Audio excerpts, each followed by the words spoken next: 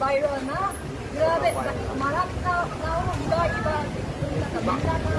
Naniwala ako ng viral kasi imagine mo, are you from Korea, di ba? So, pumunta ka dito para interview na. So viral nga kasi ating nasa ibang bansa.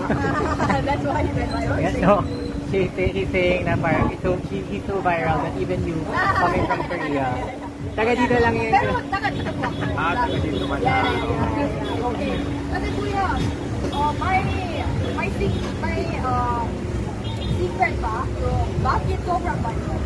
Ano, siguro nagustuhan ng tao yung ako, tapos yung tindahan ko siyempre, kaya maraming pupunta, maraming nakaka-interest na tikman yung tayo natin, yung natin, kaya maraming napunta.